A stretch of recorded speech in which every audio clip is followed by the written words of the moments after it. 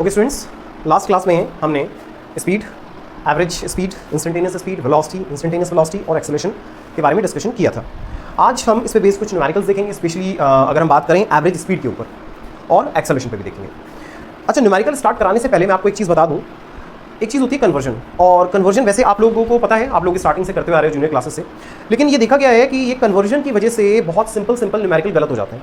अब कन्वर्जन के बारे में मैं आपको क्या बताना चाहता हूँ। सपोज स्पीड जो है वो है किलोमीटर पर आवर में, ओके, और जो टाइम है वो है सेकंड्स में। ऐसे केस में हम इस क्वेश्चन को तब तक सॉल्व नहीं कर सकते जब या तो हम स्पीड को कन्वर्ट करें मीटर पर सेकंड में, ठीक है, अगर टाइम सेकंड में है तो ये भी सेकंड में होना चाहिए, ठीक है, इसे हम कन्वर्ट करें मीटर पर सेकंड में। या दूसरा हम क्या कर सकते हैं, दूसरा हम ये कर सकते हैं कि स्पीड को किलोमीटर पर आवर ही रहने दें और टाइम को कन्वर्ट कर दें आवर में, ठीक है। तो ये बहुत इंपॉर्टेंट चीज़ है, क्योंकि ये देखा गया है कि बहुत सिंपल न्यूमेरिकल्स जो आप गलत नहीं होने चाहिए थे वो गलत हो जाते हैं छोटी सी चीज़ की वजह से। तो मैं आपको कुछ छोटे से एग्जाम्पल लेके बता देता हूँ, ओके। मैं कुछ एग्जाम्पल्स लेता हूँ, जस्ट अ सेकेंड, ओके। मान लो एक एग्जाम्पल ले लेते हैं, जैसे 36 kilometre per our, 36 kilometre per our, और मान लो इसे मुझे कन्वर्ट करना है मीटर पर सेकंड में। कैसे कन्वर्ट करें? सिंपल चीज़ है, क्या करते हैं ज़्यादातर आप लोग 1000 डिवाइडेड बाई 16 into 60, ठीक है, हाँ बिल्कुल कर सकते हो वैसे, लेकिन थोड़ा टाइम कंजम्पशन होगा और हमारा टारगेट है टाइम को बचाना, ठीक है। स्पेशली जब हम कंपटीशन में डील करेंगे तब हम देखेंगे टाइम की बड़ी इंपॉर्टेंस है। तो इसे कैसे कन्वर्ट कर सकते हैं? देखो 36 में अगर हम 5/18 की मल्टीप्लाई कर देंगे तो कितना हो जाएगा? 18 2 ज़ा 36, 5 2 ज़ा 10, तो आंसर क्या आ गया? 10 मीटर पर सेकंड, ठीक है। बहुत सारे ऐसे कन्वर्जन हम कर सकते हैं, जैसे मान लो हम ले लें 90 किलोमीटर पर आवर, इसे हमें कन्वर्ट करना है किसमें? Metre per second, okay. मान लो 90 किलोमीटर पर आवर को मीटर पर सेकंड में कन्वर्ट करना है, तो क्या करेंगे? 90 × 5/18, 18 5 ज़ा 5 5 ज़ा 25, आंसर क्या आ गया? 25 मीटर पर सेकंड। तो अब इसमें याद क्या रखना है? देखो आपको एक चीज़ क्लियर है, 5/18 से मल्टीप्लाई कर रहे हैं। याद रखने का तरीका, बड़े से छोटे में कन्वर्ट कर रहे हैं, ठीक है। अगर कभी भी आप बड़े से छोटे में कन्वर्ट करते हैं तो 5 और 18 में छोटा कौन है? 5 छोटा है। मल्टीप्लाई किससे करेंगे? छोटे वाले से मल्टीप्लाई करेंगे, ठीक है, क्योंकि अभी मैं आपको इसका रेसिप्रोकल करके दिखाऊंगा। मींस मैं मीटर पर सेकंड से किलोमीटर पर आवर में कन्वर्ट करूंगा, ठीक है। तो एग्जांपल ले लेते हैं, मान लो मैं 20 मीटर पर सेकंड को कन्वर्ट कर रहा हूं किलोमीटर पर आवर में, तो क्या करेंगे? 20 इस बार क्या करेंगे? 18/5। मैंने आपको क्या बताया था? अगर आप बड़े को छोटे में कन्वर्ट कर रहे हो तो छोटे से मल्टीप्लाई कर रहे हो, 5 से मल्टीप्लाई किया। यहां क्या कर रहे हो? छोटे से बड़े में कन्वर्ट कर रहे हो तो किससे मल्टीप्लाई करेंगे? बड़े से। 5 और 18 में बड़ा कौन है? 18 बड़ा है, तो 18 से मल्टीप्लाई कर दिया। ये ट्रिक है जस्ट याद रखने के लिए, क्योंकि कंफ्यूजन होती है 5/18 से मल्टीप्लाई करेंगे 18/5 से, ठीक है। तो 5 4 ज़ा और 18 4 ज़ा 72, that is 72 kilometre per our. I think that is sufficient enough. अब आपको कन्वर्जन्स में कोई प्रॉब्लम नहीं होगी। अब आते हैं क्वेश्चंस पे, ओके। तो पहला क्वेश्चन लेते हैं हम एवरेज स्पीड के ऊपर। क्वेश्चन ये है, एक ट्रेन है और वो ट्रेन एक ट्रैक पे चल रही है। ट्रैक की जो लेंथ है वो है 120 किलोमीटर। इस ट्रैक की जो लेंथ है वो है 120 किलोमीटर। क्वेश्चन में ये गिवन है कि फर्स्ट 30 किलोमीटर जो है इस पूरी जर्नी का, फर्स्ट 30 किलोमीटर, उसमें ट्रेन की जो स्पीड है वो है 30 किलोमीटर पर आवर। और हमें क्या गिवन है? हमें ये गिवन है कि इस पूरी जर्नी में ट्रेन की जो एवरेज स्पीड है वो है 60 किलोमीटर पर आवर। ये उसकी एवरेज स्पीड है। अब क्वेश्चन ये है कि ये जो रिमेनिंग पोर्शन है जर्नी का, उसमें उसकी स्पीड कितनी होनी चाहिए, मतलब what should be the speed of the train in this part of the journey so that the average speed remain 60 kilometre per our, okay. अब इस क्वेश्चन को सॉल्व करने के लिए सबसे पहले हम जानते हैं एवरेज स्पीड का फॉर्मूला क्या होता है। Average speed that is equal to total distance divided by total time, okay. Total distance कितना है? ये पूरा 120। टोटल टाइम तो हमें कैलकुलेट करना है, पर एवरेज स्पीड हमें पता है। एवरेज स्पीड कितनी है? 60। तो टाइम निकल जाएगा, 60 इधर आ जाएगा, टाइम इधर आ जाएगा, तो टाइम कितना आ जाएगा? Time is equal to 120/60, that will be 2 hour, okay. तो एक चीज क्लियर हो गई, इस पूरी जर्नी में टाइम लगता है 2 आवर। अगर हम देखें ये जो 30 किलोमीटर है उसमें ट्रेन की स्पीड क्या है? 30 किलोमीटर पर आवर। तो यहाँ टाइम कितना लगेगा? Time is equal to distance upon speed. Distance कितना है? 30, स्पीड कितनी है? 30, टाइम कितना लगा? 1 आवर। मतलब इस इतने से पोर्शन में लग रहा है 1 आवर और पूरी जर्नी में लग रहा है 2 आवर। तो ये पोर्शन उसे कितने में कंप्लीट करना होगा? 1 आवर में, ठीक है। तो टाइम कितना लगेगा उसे? टाइम कितना बचा है? 1 आवर। अब हमें निकालना क्या है? हमें निकालना है स्पीड। तो स्पीड क्या होती है? Speed is equal to distance upon time. Distance कितना बचा? टोटल 120 है, ये 30 हो गया, तो बचा कितना? 90, और टाइम कितना है? 1 hour. So time left is 1 hour, so that will be 90 kilometre per hour, that is the answer, okay. तो इस पोर्शन में उसकी स्पीड क्या होगी? 90 kilometre per hour. You can take the screenshot if you want, okay. Let's see the next question. अब आते हैं next question पे। नेक्स्ट क्वेश्चन एवरेज स्पीड का ही लेते हैं। सपोज एक स्टूडेंट है, चलो रोहन को ही लेते हैं। रोहन मेरठ से दिल्ली जा रहा है, okay. So Rohan is going from Meerut to Delhi, okay. When he is going from Meerut to Delhi his speed is, कुछ भी मान लेते हैं, सपोज 30 ले लेते हैं, 30 किलोमीटर पर आवर। अब क्या होता है, मेरठ से जब दिल्ली जा रहा है तब स्पीड है 30 किलोमीटर पर आवर। जब ये वापस आ रहा है दिल्ली से मेरठ तब उसकी स्पीड है 45 किलोमीटर पर आवर। हमसे पूछा है इस पूरी जर्नी में, means going from Meerut to Delhi and then returning from Delhi to Meerut, what was his average speed. Average speed क्या है रोहन की, that we have to find. अब ऐसे क्वेश्चन में हमें पता है एवरेज स्पीड का फॉर्मूला क्या होता है, total distance divide by total time. Problem ये है हमारे पास डिस्टेंस नहीं है और टाइम भी नहीं है। अच्छा ये मत कर देना सर मेरठ टू दिल्ली तो 60 होता है, यहाँ तो मैंने 60 दिल्ली लिया है, हो सकता है मेरठ टू मुंबई होता, मेरठ टू कलकत्ता होता या कुछ और होता, ठीक है। सो वो चेंज हो सकता है। ऐसा मत करना कि हमें पता था डिस्टेंस इसलिए हमने ले लिया, नहीं। अगर हमें डिस्टेंस नहीं पता तो ऐसे भी हम क्या करते हैं, हमने मान लिया ये डिस्टेंस x है। अच्छा जब मेरठ से दिल्ली जा रहा है तो डिस्टेंस x है और जब वापस आएगा तब भी तो डिस्टेंस x ही होगा, ठीक है। तो डिस्टेंस चेंज नहीं होगा, जितना जाते हुए डिस्टेंस है उतना ही जितना जाते हुए उतना ही आते हुए है। तो टोटल डिस्टेंस कितना हो जाएगा, total distance x plus x, ये हो गया टोटल डिस्टेंस। अब बात आई टाइम की, टाइम कैसे निकालें। मान लो जाते हुए टाइम हमने मान लिया t1, t1 को हम क्या लिख सकते हैं, x से रिलेट कर सकते हैं, बिल्कुल। Time is equal to distance upon speed, distance है x, स्पीड क्या है 30। ऐसे ही हम मान लेते हैं आते हुए टाइम को t2 मान लेते हैं। डिस्टेंस कितना है, डिस्टेंस तो x ही है, स्पीड क्या है इस बार स्पीड 45 है। तो हमारा t1 और t2 आ गया, तो divide by t1 plus t2, क्योंकि t1 प्लस t2 क्या हो जाएगा, टोटल टाइम। इसी को हम क्या लिख सकते हैं, दैट इज 2x, और ये कितना हो जाएगा x by 30 plus x by 45, okay. अब x कॉमन ले लो, ये कैंसिल आउट हो जाएगा, तो एवरेज स्पीड कितनी हो गई, average speed that is 2, LCM ले लेना, या अगर एलसीएम भी नहीं लेना तो this is 1/30 plus 1/45, 45 this is 45 divide by, ठीक है। एक काम कर लो 30 इंटू 45, ठीक है। यहाँ क्या आ जाएगा, यहाँ आ जाएगा 45 इंटू 1 45 प्लस 30 इंटू 1 30, ठीक है।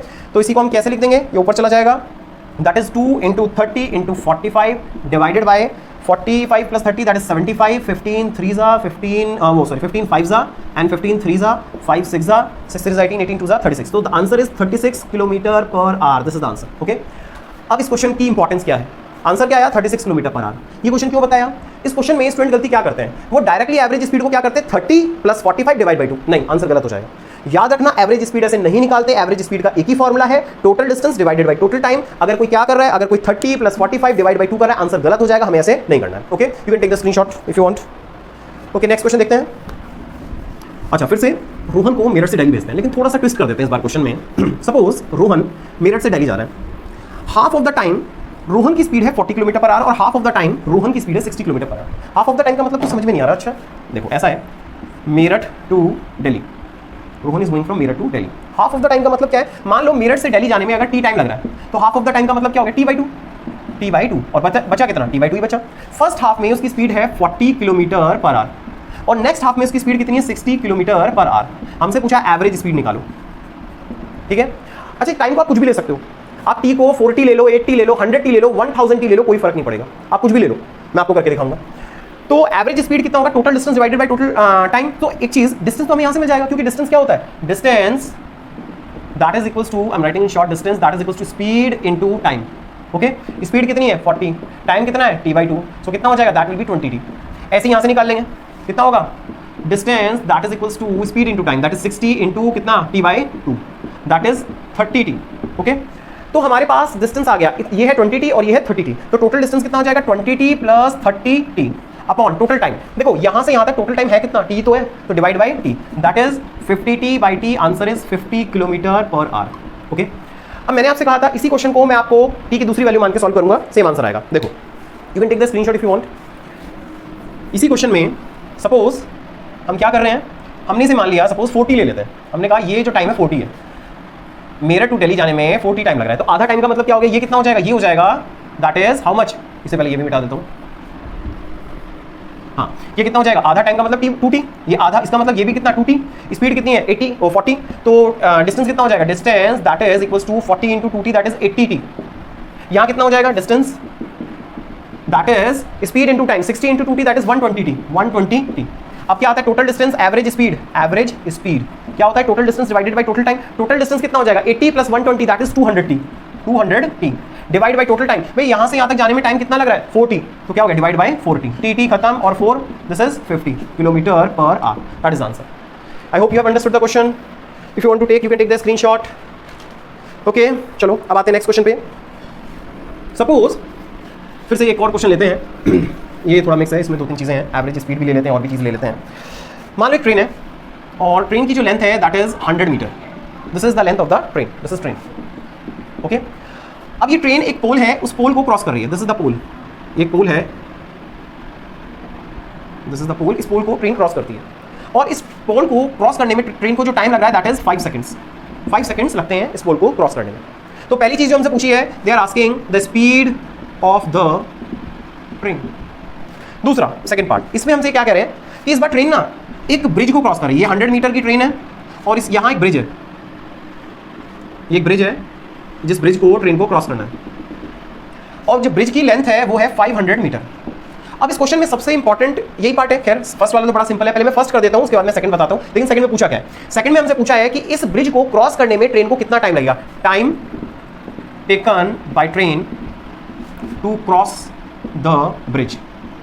ओके, सो पहले हम फर्स्ट पार्ट देखते हैं। देखो फर्स्ट पार्ट में एक चीज तो क्लियर है कि स्पीड हमें निकालनी है।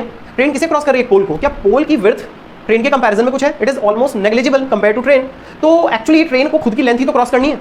ट्रेन का इंजन ही आया, उसके बाद लास्ट कंपार्टमेंट आएगा, तब ट्रेन इसे क्रॉस कर जाएगी। तो ट्रेन एक्चुअली जो ट्रेन की लेंथ है वो डिस्टेंस कवर किया ट्रेन ने। तो हमें क्या निकालना है, speed. Speed is equals to distance upon time, और डिस्टेंस क्या हो जाएगा, ट्रेन की length, that is 100 metre. Okay, divided by time. Time कितना लगता है, 5 second. So answer is 20 metre per second. So that is the speed of the train. Okay, that is the speed. अब आते हैं सेकंड पार्ट पे। देखो second part में सबसे इंपॉर्टेंट चीज क्या है कि जब ट्रेन ब्रिज को क्रॉस करेगी, क्रॉस कब करेगी, सबसे पहले ट्रेन का इंजन एंटर करेगा ब्रिज पे। क्या लास्ट कंपार्टमेंट एंटर कर गया, नहीं, अभी वो ट्रेन ब्रिज पे नहीं आया। फिर क्या होगा, ट्रेन थोड़ा आगे मूव करेगी धीरे धीरे और यहां तक पहुंची, तब जाके लास्ट कंपार्टमेंट ब्रिज के ऊपर आया। फिर ट्रेन का इंजन ब्रिज को क्रॉस कर गया। क्या लास्ट कंपार्टमेंट क्रॉस कर गया, नहीं। लास्ट कंपार्टमेंट जब तक क्रॉस नहीं करेगा ब्रिज को, तब तक हम कंसीडर नहीं करेंगे ट्रेन ने ब्रिज को क्रॉस कर दिया। ठीक है, तो हम कब कंसीडर करेंगे ट्रेन ने ब्रिज को क्रॉस किया, जब उसका लास्ट कंपार्टमेंट भी क्रॉस कर जाएगा। इसका मतलब ट्रेन को ब्रिज की लेंथ तो कवर करनी ही करनी है, साथ में खुद की लेंथ भी कवर करनी है। तो हम कब कंसीडर करेंगे ट्रेन ने ब्रिज को क्रॉस किया, जब इंजन और साथ ही साथ लास्ट कंपार्टमेंट भी क्रॉस कर जाएगा ब्रिज को। ओके, तो टोटल डिस्टेंस कितना हो जाएगा, total distance that train have to cover, that is 100 meter plus 500 meter, that is equals to 600 meter। ये टोटल डिस्टेंस ट्रेन को कवर करना है। अब हमें निकालना क्या है, हमें तो टाइम निकालना है। तो टाइम क्या होता है, time is equals to distance upon speed. ठीक है, ट्रेन की स्पीड अभी हमने कैलकुलेट की थी 20, तो ये कितना हो गया, 600 मीटर डिस्टेंस हो गया और स्पीड है 20। So answer is 30, that is 30 seconds में ट्रेन ब्रिज को क्रॉस कर लेगी। Okay, you can take the screenshot if you want. Okay, अब आते हैं नेक्स्ट क्वेश्चन पे। सिंपल क्वेश्चन है, अभी तो बहुत सिंपल चल रहा है। आगे जाके जब हम थोड़ा एनटीएससी और जेईई बेसिक के क्वेश्चन करेंगे, हाँ तब थोड़ा ट्रिकी होगा, तब थोड़ा दिमाग लगाना पड़ेगा। ओके, अब आते हैं नेक्स्ट क्वेश्चन पे। नेक्स्ट क्वेश्चन ये है, सपोज एक बॉल है हमारे पास और इस बॉल को हमने ग्राउंड पे ऐसे ही थ्रो कर दिया है। ठीक है, हमने थ्रो किया बॉल को, तो बॉल की कुछ वेलोसिटी है और जिसकी वेलोसिटी है वो है 0.5 मीटर पर सेकेंड। लेकिन क्या है, जब हमने बॉल को थ्रो किया वेलोसिटी इतनी तो है, लेकिन ग्राउंड के साथ क्या हो रहा है, फ्रिक्शन हो रहा है। फ्रिक्शन की वजह से थोड़ी देर बाद हम नोट करते हैं जो बॉल है वो रुक जाएगी, ball stops. Okay, after some time. साथ ही साथ हमें एक और चीज बताई गई है कि इसकी जो स्पीड है ना वो डिक्रीज हो रही है, that's why it is stopping, finally it is coming to rest. So ये जो स्पीड डिक्रीज हो रही है एक पर्टिकुलर रेट से डिक्रीज हो रही है। फिर से क्या वर्ड है, रेट। जैसे ही वर्ड रेट आता है एकदम हमारे कान खड़े हो जाते हैं, एक्सेलरेशन पे जाएंगे, क्योंकि rate of change of velocity क्या होता है, एक्सेलरेशन। ठीक है, तो उन्होंने कहा है किस रेट से डिक्रीज हो रही है वो हमें गिवन है, that is 0.05 metre per second square. अब यहाँ एक चीज और हमें क्लियर है, दिस इज एक्सेलरेशन। ओके, क्या फाइनल वेलोसिटी उसकी जीरो हो जाएगी क्योंकि बॉल रुक जाती है लास्ट में जाके, तो v हो गया जीरो। इसका मतलब ये कौन सी वेलोसिटी है, दिस इज इनिशियल वेलोसिटी। तो u कितना हो गया, u हो गया 0.5 मीटर पर सेकंड। v 0 है, u 0.5 है। एक्चुअली u बड़ा है v से, और जब भी कभी u बड़ा होता है v से, उस केस में एक्सेलरेशन क्या होता है, negative. So acceleration is negative. Okay, this acceleration is negative. हमसे पूछा क्या है, हमसे पूछा है इस बॉल को रेस्ट में आने में कितना टाइम लगेगा। So they are asking us to find the time that we have to find. Okay, अब हमें पता है एक्सेलरेशन का फॉर्मूला क्या होता है, a = v - u / t। This is the formula of acceleration. निकालना क्या हमें, t निकालना है। तो हम इसे क्या लिख सकते हैं, t that is = v - u / a। v कितना है, v उसका 0 है, u कितना है, that is minus of 0.5 divided by acceleration is 0.05, but acceleration is negative. So क्या आएगा, माइनस ऑफ 0.05, माइनस माइनस खत्म, तो क्या आया, time is equals to 10 seconds, that is answer. Okay, you can take the screenshot if you want. Okay, अब आते हैं next question पे। नेक्स्ट क्वेश्चन है, सपोज एक कार है और जो कार है वो 36 किलोमीटर पर आवर से चल रही थी। 5 सेकंड बाद हम नोट करते हैं उस कार की स्पीड इंक्रीज हो जाती है और इंक्रीज होकर वो हो जाती है 72 किलोमीटर पर आवर। मतलब जो कार है उसकी स्पीड जब हमने पहले देखी वो थी 36 किलोमीटर पर आवर। 5 सेकंड के बाद उसकी स्पीड कितनी हो गई है, कार की जो स्पीड हो गई है वो हो गई है 72 kilometre per our. This is a car. Okay, और टाइम कितना लग रहा है, t = 5 सेकंड्स। पहली चीज, इसमें दो पार्ट है। पहली चीज जो हमसे पूछी है acceleration, what is the acceleration. Second part में इन्होंने थोड़ा सा और ऐड किया है। इन्होंने कहा सपोज अब ड्राइवर ब्रेक लगाता है, ठीक है, ड्राइवर ब्रेक लगाता है और कार जो है वो रुक जाती है, कार स्टॉप्स, और उसे रुकने में 20 सेकंड्स लगते हैं। तो हमसे पूछा है अब रिटार्डेशन कितना होगा ये बताओ। तो पहला वाला पार्ट करते हैं। सेकंड वाले पार्ट में car stops after 20 seconds, find retardation. जैसी वर्ड रिटार्डेशन मैंने कहा, रिटार्डेशन क्या होता था, that was negative acceleration. Okay, तो रिटार्डेशन क्या होता है, नेगेटिव एक्सेलरेशन। तो पहला पार्ट सॉल्व करते हैं। पहले पार्ट में हमने देखा टाइम कितना है 5 सेकंड, ये है किलोमीटर पर आवर में, तो एकदम से हमारे माइंड में क्या आया, अरे ये सेकंड है, ये किलोमीटर पर आवर है, तो कन्वर्जन करना होगा। तो कन्वर्ट करते हैं। 36 किलोमीटर पर आवर को अगर हम मीटर पर सेकंड बड़े से छोटे में कन्वर्ट कर रहे हैं तो मल्टीप्लाई करना होगा किससे, 5/18 से। 18 2 36, 5 2 10, that is 10 metre per second. Okay, ऐसी 72 के साथ क्या करेंगे, फिर से 5/18, 18 4 and 5 4 20, this is 20 metre per second. तो हमें क्लियर हो गया, पहले वेलोसिटी थी 10, बाद में हो गई 20। ओके, तो एक्सेलरेशन का फॉर्मूला क्या होता है, a = v - u/t। v कितना हो गया 20, u कितना है 10, और टाइम कितना लगा 5 second, that is divide by 5। तो कितना आ गया 10/5, that is 2 metre per second square, that is the value of acceleration. अब आते हैं सेकंड पार्ट पे। सेकंड पार्ट में अगर आप देखो ध्यान से, सेकंड पार्ट में हमसे क्या कहा है, कार जो है ना 20 सेकंड बाद रुक जाती है, लेकिन रुकने से पहले कार की स्पीड थी क्या, कार की स्पीड थी 72 kilometre per hour, that means 20 metre per second. तो कार की स्पीड पहले थी 20 मीटर पर सेकंड और बाद में क्या हो गई है, स्टॉप्स, तो मतलब फाइनल वेलोसिटी हो गई 0, finally it is coming to rest. अब कुछ स्टूडेंट को लगता है कि सर अब यहाँ तो भी हमने ये लिया था, देखो ये अलग पार्ट है, ये अलग पार्ट है, ठीक है। याद रखो इनिशियल वेलोसिटी क्या होती है स्टार्टिंग में, फाइनल क्या होती है लास्ट में। तो पहले पार्ट में ये स्टार्टिंग पॉइंट था, ये एंडिंग पॉइंट था, ये लास्ट पॉइंट था, ठीक है। दूसरे वाले पार्ट में ये स्टार्टिंग पॉइंट है और ये एंडिंग पॉइंट है, ओके, या लास्ट पॉइंट जो आप कहना चाहते हो। तो इस केस में u हो जाएगा 20 और v हो जाएगा 0। तो रिटार्डेशन हमें निकालना है, पहले रिटार्डेशन क्या होता है, नेगेटिव एक्सेलरेशन, तो पहले एक्सेलरेशन ही निकाल लेते हैं। क्या होगा, v - u/t, ठीक है। v 0, u कितना है 20 और टाइम कितना लग रहा है 20 second, so it is -1 metre per second square. देखो जब तक एक्सेलरेशन लिखा है हम क्या लिखेंगे, -1 मीटर पर सेकंड स्क्वायर, लेकिन जैसे ही हम लिखेंगे रिटार्डेशन हम एकदम से क्या लिखेंगे, 1 मीटर पर सेकंड स्क्वायर। क्यों, क्योंकि रिटार्डेशन का मतलब ही होता है नेगेटिव एक्सेलरेशन, इसलिए हमें माइनस लगाने की जरूरत नहीं है। You can take the screenshot if you want. Okay students, the class is over.